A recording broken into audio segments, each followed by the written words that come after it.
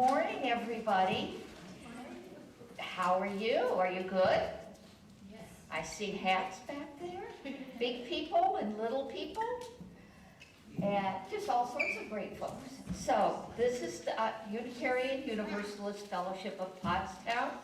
It's Sunday morning, December 10th, right? Have I got the date right, or is it the 11th? 11. It's the 11th. Well, I'm close. All right.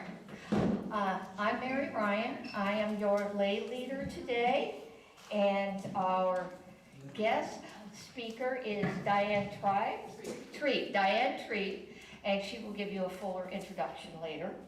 I am not Jon Dreazen.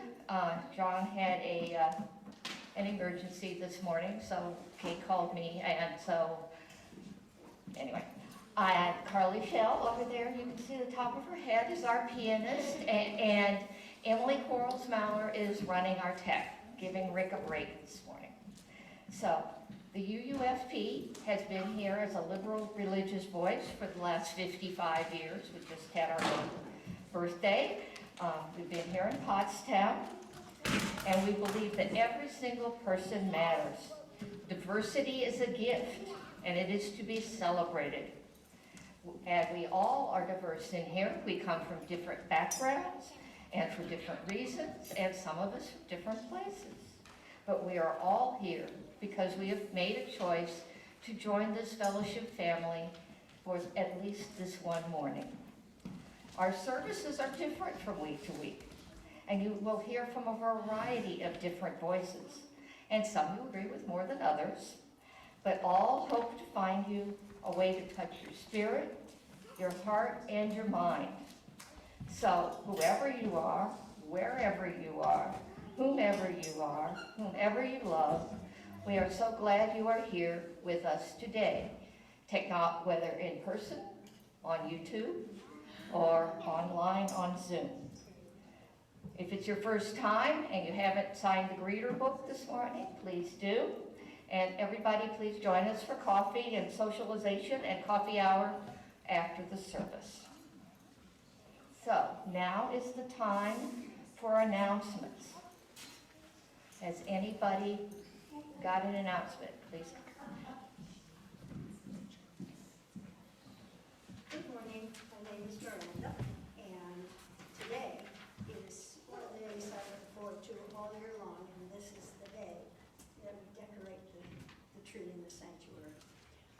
We usually have it over there, but because of the technology now, we don't have space for it. So there it is, and it's waiting for us to put decorations on it. So join us. There'll be coffee and goodies after the service. Grab what you want and bring it in here if you want, and we'll go ahead and decorate. Thank you. Anybody else? Okay. Yeah. I have one more. Another wonderful thing is that we've started a tradition of having a labyrinth walk on January 1st. It's a great way to start your year. And we have a roll-out labyrinth, and it fills this entire room if you haven't seen it. And it's a wonderful experience. So it will be from in the morning until later in the afternoon, and I'll have more specific times later.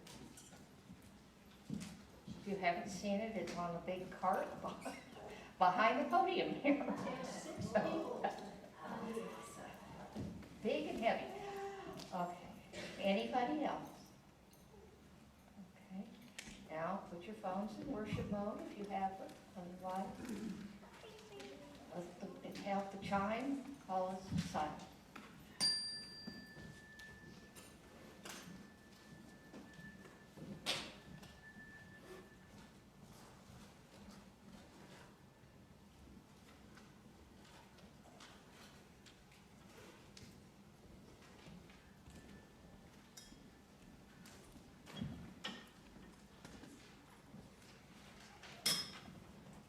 Our chalice lighting words this morning are by our number 453 in our gray hymnal. May the light we now kindle inspire us to use our powers to heal and not to harm, to help and not to hinder, to bless and not to curse, to serve you, Spirit of freedom. And now I would like to introduce our speaker, and she will come up before and tell us a little bit about herself. But Miss Diane Trieb. Very good.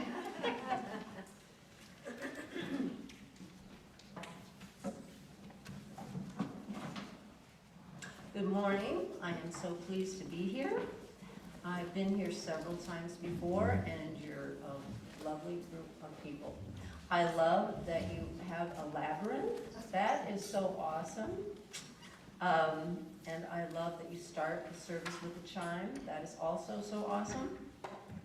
My name is Diane Trieb, and I am a writer, teacher, counselor, group facilitator, and an ordained minister of practical spirituality.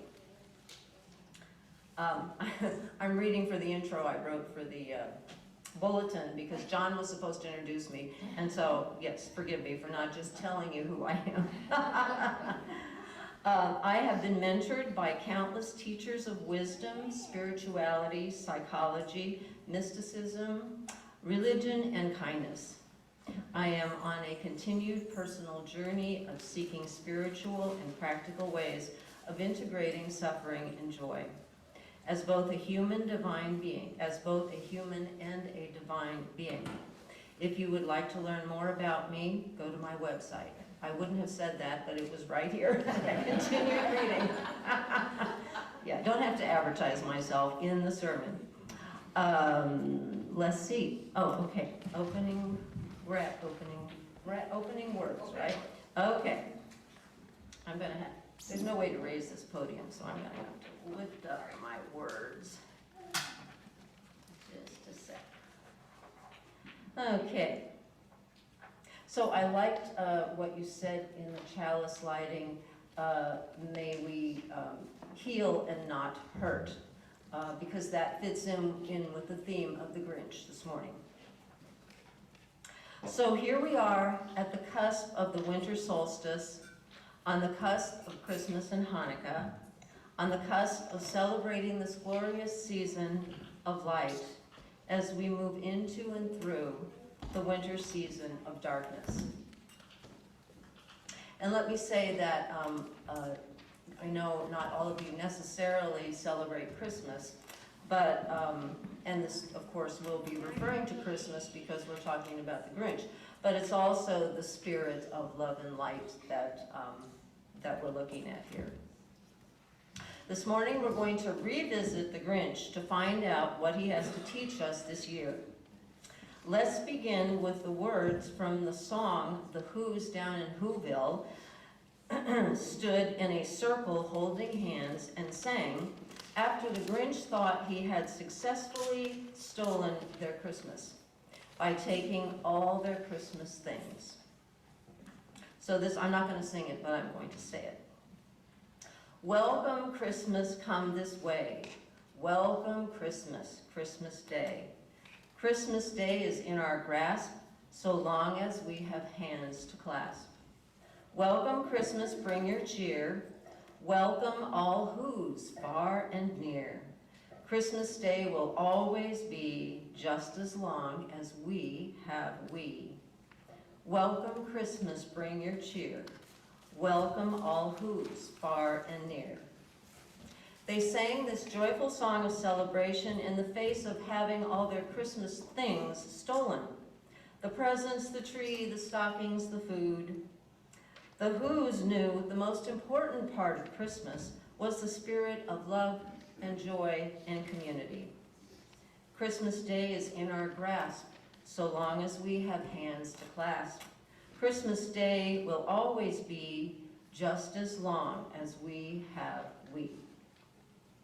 So now let's sing our opening hymn, number 244, It Came Upon the Midnight Clear. Oh, okay, and please stand as you are able.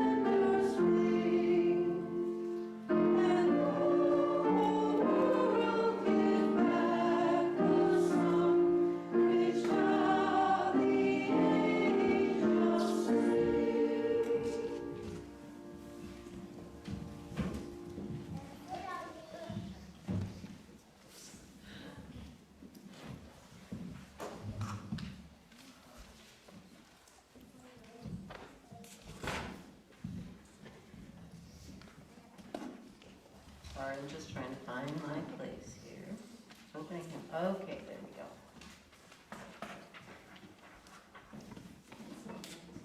So the reading this morning, of course, is from How the Grinch Stole Christmas by Dr. Seuss. This is how it began, this wonderful Christmas classic. It remains a classic 75 years after its publication, because it informs us about our human condition. Our human condition of judgment, non-acceptance, resistance, hate, draws us into a war with what is. And I find it so, such synchrony that in the song we just sang, it came up on the Midnight Clear, it talks about going to war. The Grinch decides to go to war with Christmas, and so he devises an evil plot to steal Christmas from the Who's down in Whoville.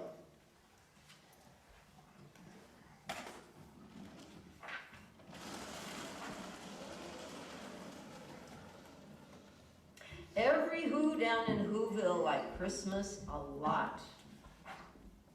But the Grinch, who lived just north of Whoville, did not. The Grinch hated Christmas the whole Christmas season. Now please don't ask why. No one quite knows the reason. It could be his head wasn't screwed on just right. It could be perhaps that his shoes were too tight.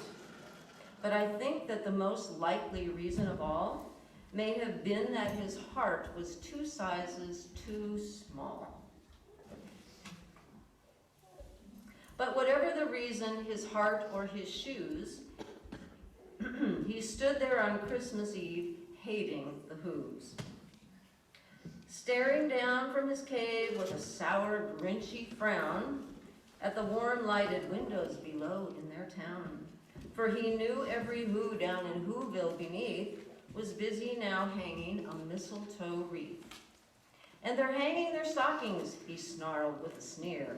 Tomorrow is Christmas, it's practically here. Then he growled with his Grinch fingers nervously drumming, I must find some way to stop Christmas from coming. For tomorrow, he knew, all the Who girls and boys would wake bright and early, they'd rush for their toys. And then, oh the noise, noise, noise, that's one thing he hated was the noise, noise, noise. Then the Whos, young and old, would sit down to a feast, and they'd feast, and they'd feast, and they'd feast, feast, feast. They would feast on Who pudding and rare Who roast beast, which was something the Grinch couldn't stand in the least. And then they'd do something he liked least of all. Every Who down in Whoville, the tall and the small, would stand close together with Christmas bells ringing. They'd stand hand in hand, and the Whos would start singing. They'd sing and they'd sing and they'd sing, sing, sing, and the more the Grinch thought of this Who Christmas sing, why, for 53 years I've put up with it now. I must stop this Christmas from coming, but how?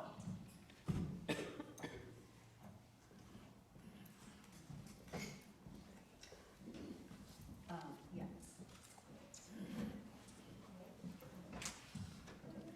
Now Monica's going to come up with the kids and children and take your blanket, whatever those are. Spread them out, and she's going to read us another Christmas story. And then afterwards, we'll sing the kids off to class.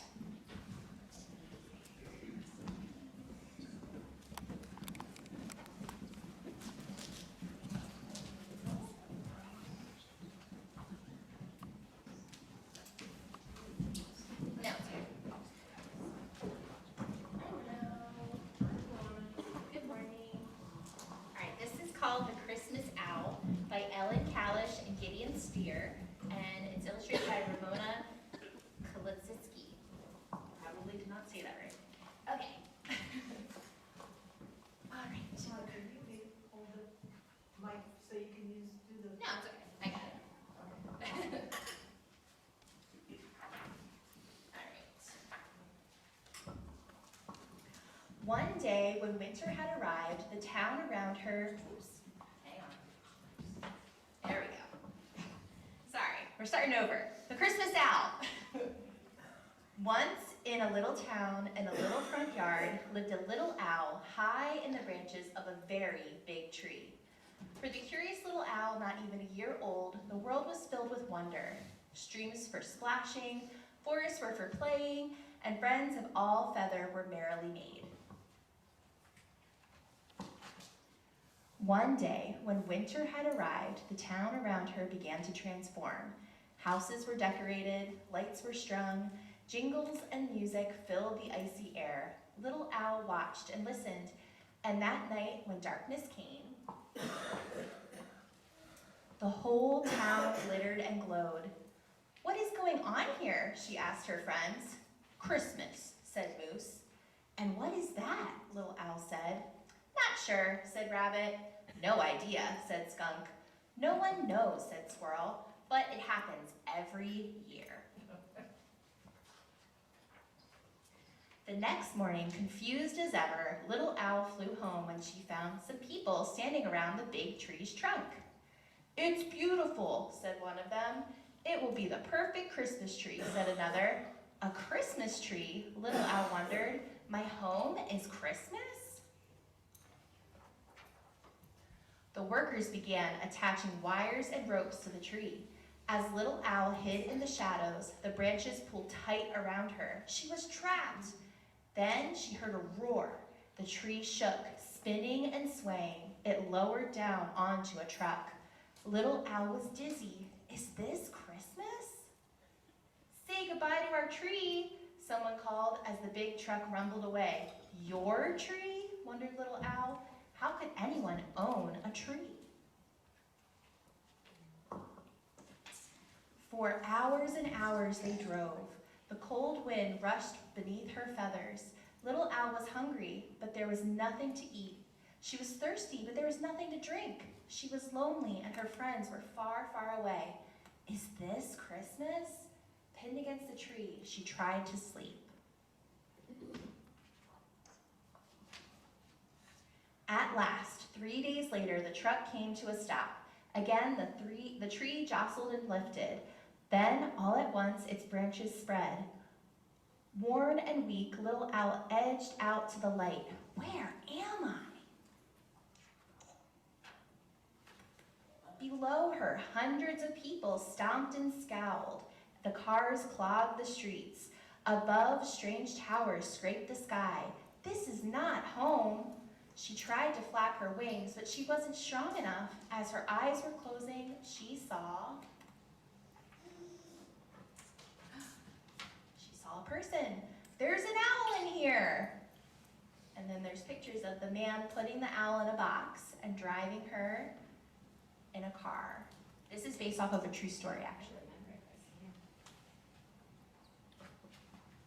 When Little Owl awoke, she was in a box. It opened and a new face peered inside. "Hello, little one, I'm Ellen. Let's get you inside."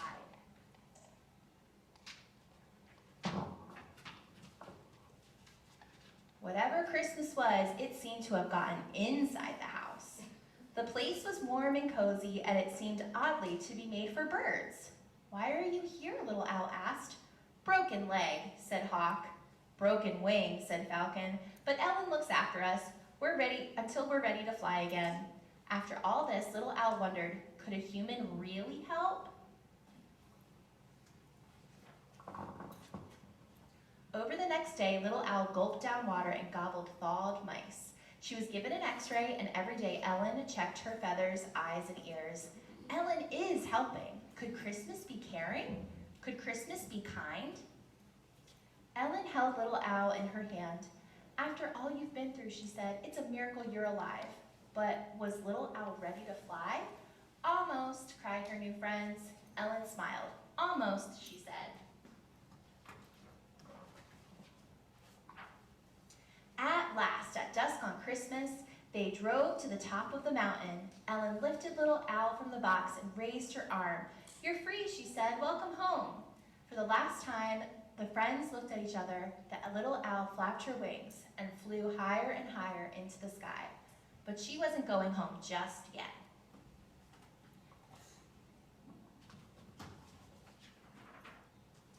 When at last she reached the very big tree, which was now a very big Christmas tree, she settled on her favorite branch. Bright and brilliant, the city was not what she remembered. The cars had disappeared. The great towers were merrily lit. The people were smiling and skating. Some were even singing. They held hands and hugged. All it seemed was eager to love. Is this Christmas? Yes, Little Owl thought, this must be. For some time, Little Owl sat basking in the golden glow. When at last the moon peeked above the building, she knew it was time to go home.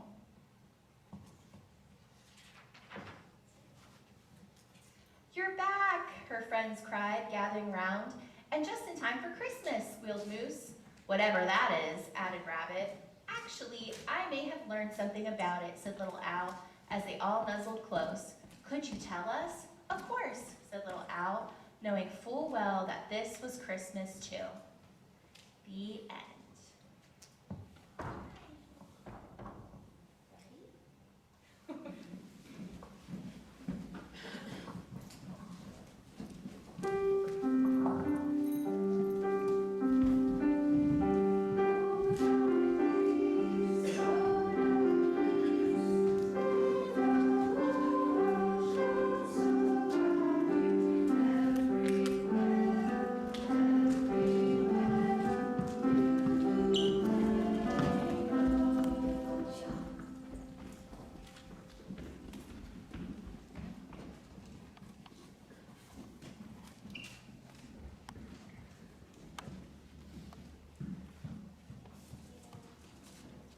We have, Oh, sorry. just flip them. Oh, flip them. Okay. We're going to do a little flip. Right now, we have a silent reflection in the order of service, and in the offertory, we're going to do we're just going to do them in reverse. So, as we know, we wish we didn't have to, but we have to pay the electric bill and the heating bill and for the broken window. So we're going to pass the basket and appreciate everything that's dropped in. And Alan's going to walk it around.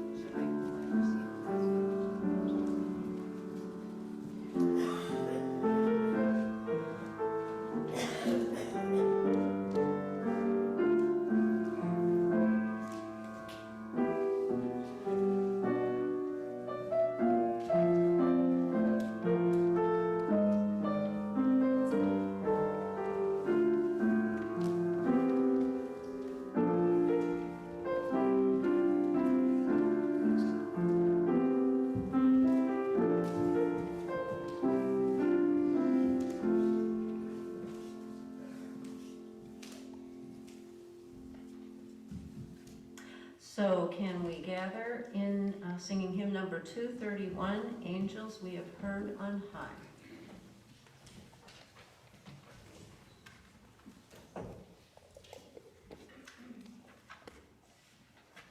Everyone can stand as they're able.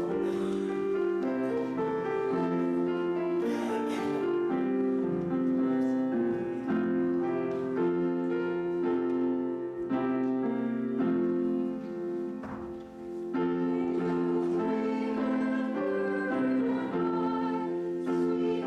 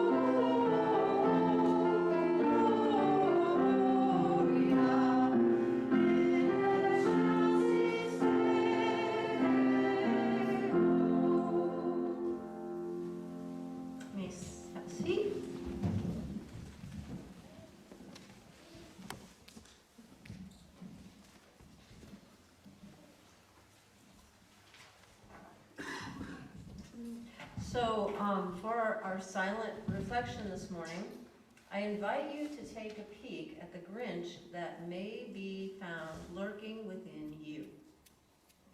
Where in your life have you decided to go to war with what is, like the Grinch did? What are you finding difficult to accept? Where might your heart be 2 sizes too small? So if you can close your eyes if you want, and take a couple of nice, deep, refreshing breaths.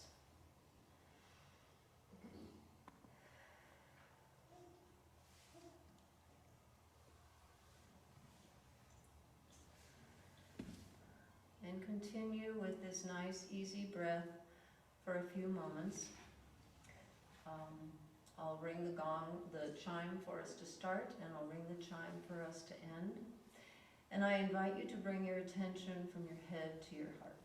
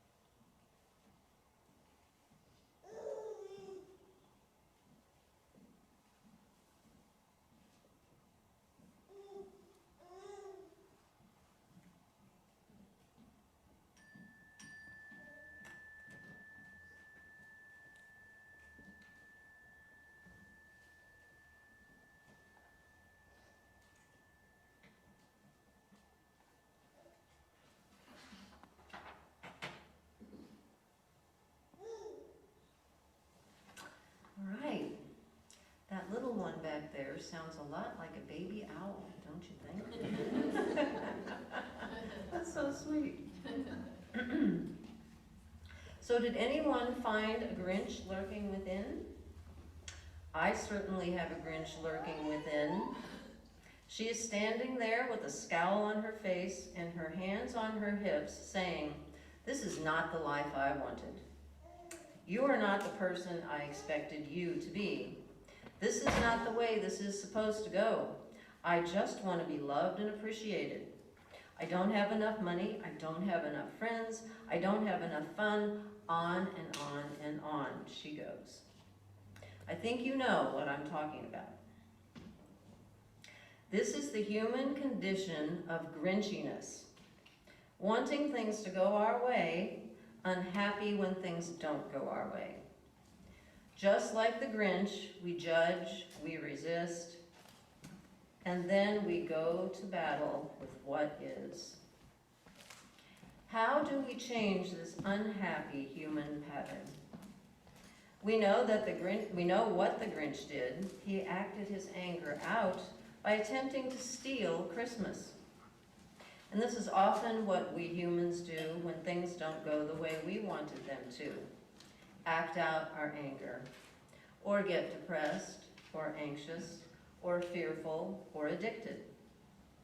Ending up feeling hopeless, helpless, lost, not knowing what to do.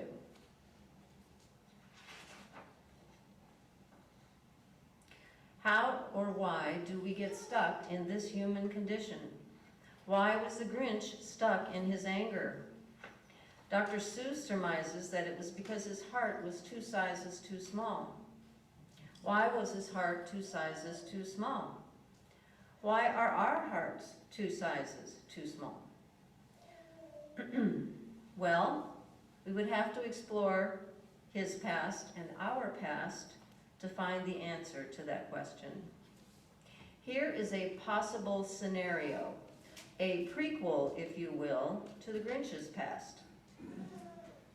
He was the youngest child of 6 children. His mother was exhausted, overworked, and unhappy. She had little time for him, so he was left in his brothers' and sisters' care.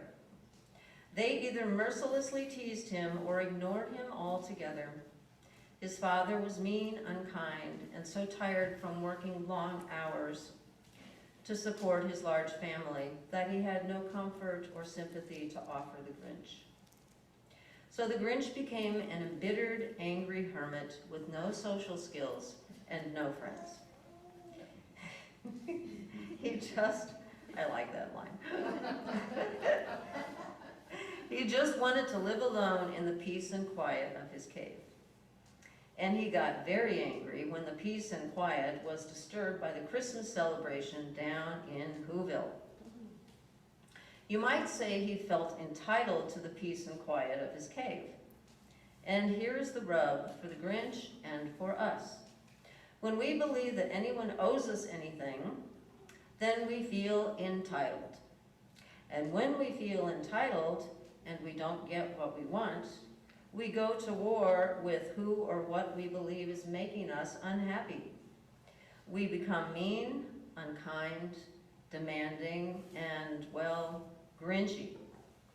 We expect our will to be done. You know what happened to the Grinch's heart when he expected his will to be done. It shrank down to 2 sizes too small. Do you think that happens to our heart as well, when we expect our will to be done? What is needed here is for the Grinch and for us to find our way back home to an open and expanded heart. Expanding our heart requires taking an emotional journey from resistance to what is to acceptance of what is. When we decide to fully feel our feelings of anger, sadness, fear, or shame, fully feeling our heartbreak succeeds in breaking open our heart. When anger, sadness, fear, shame, hopelessness have found expression and release, a peaceful acceptance arises and quietly fills our heart space. I'm going to read that again because that's the important message that I'm getting from revisiting the Grinch this year. When anger, sadness, fear, shame, and hopelessness have found expression and release, a peaceful acceptance arises and quietly fills our heart space.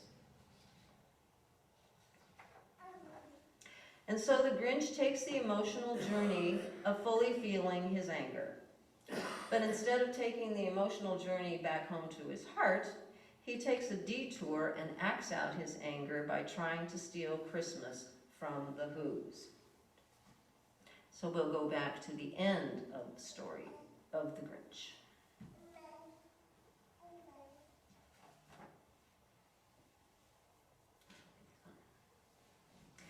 It was 15:15 dawn, all the Whos still abed, all the Whos still a snooze, when he packed up his sled. Packed it up with their presents, the ribbons, the wrappings, the rags, the tinsel, the trimmings, the trappings. 3,000 feet up the side of Mount Crumpet, he rode with his load to the tip-top to dump it. Pooh-pooh to the Whos, he was Grinchishly humming. They're finding out now that no Christmas is coming. They're just waking up, I know just what they'll do. Their mouths will hang open a minute or two. Then the Whos down in Whoville will cry boo-hoo. I might have skipped a page. That's a noise, grinned the Grinch, that I simply must hear. So he paused, and the Grinch put his hand to his ear. And he did hear a sound rising over the snow. It started in low, then it started to grow. But the sound wasn't sad. Why, this sound sounded merry. It couldn't be so, but it was merry, very. He stared down at Whoville. The Grinch popped his eyes. Then he shook. What he saw was a shocking surprise. Every Who down in Whoville, the tall and the small, was singing without any presents at all. It hadn't stopped Christmas from coming. It came. Somehow or other, it came just the same. And we'll come back to the song they were singing. Welcome Christmas, come this way. Welcome Christmas, Christmas Day. Christmas Day is in our grasp, so long as we have hands to clasp. Welcome Christmas, bring your cheer. Welcome all who's far and near. Christmas Day will always be just as long as we have we. Welcome Christmas, bring your cheer. Welcome all who's far and near.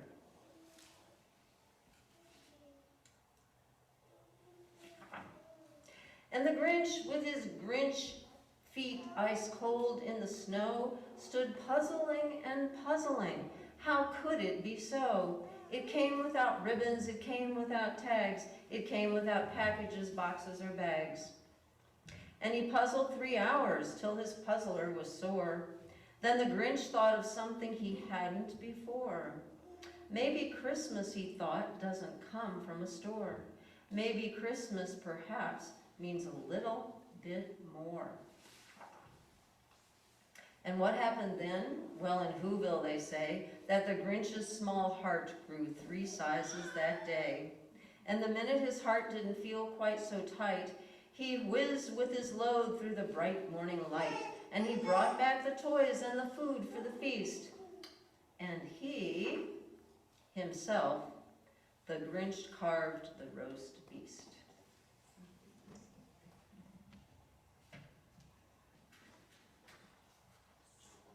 Because the Grinch felt his feelings, his heart was more ready to be broken open by the sweet singing of the Who's. He didn't quite understand it. He puzzled 3 hours till his puzzler was sore. Then the Grinch thought of something he hadn't before. Maybe Christmas, he thought, doesn't come from a store. Maybe Christmas perhaps means a little bit more. And so in that moment of realization, that underlying all the Christmas trimmings and hoopla, there was love and a sense of community that brought them joy. He found his way to his heart of acceptance. And it is through acceptance that allowed the Grinch's heart to grow 3 sizes that day. Acceptance.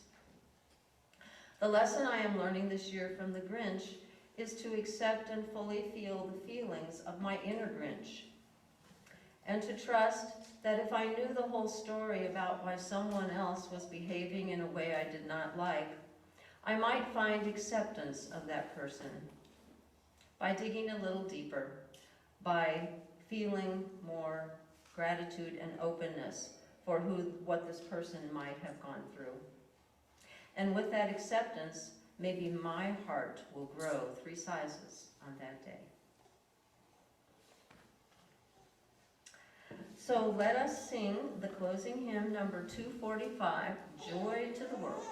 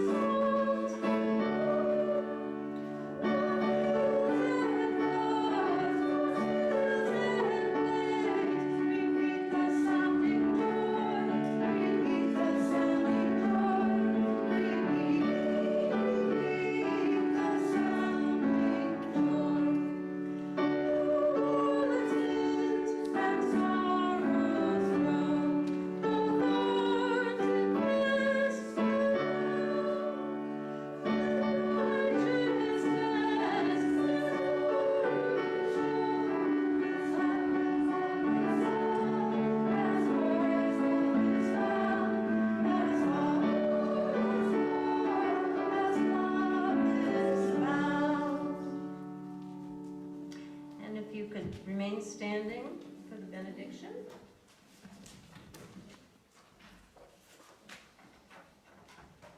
May we each go forward into this winter season of darkness with a willingness to seek and understand the whole truth of who we are and the whole truth of who they are.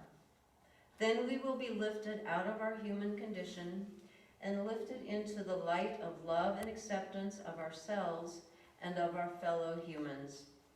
Christmas Day is in our grasp, so long as we have hands to clasp. Christmas Day will always be, just as long as we have we.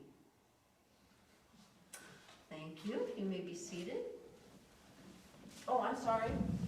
And we'll hand you the chalice. Okay, repeat after me, or with me, I should say. We extinguish this flame, but not the light of wisdom, the warmth of community, or the fire of commitment. These we carry in our hearts and in our hands until we are together again. Thank you.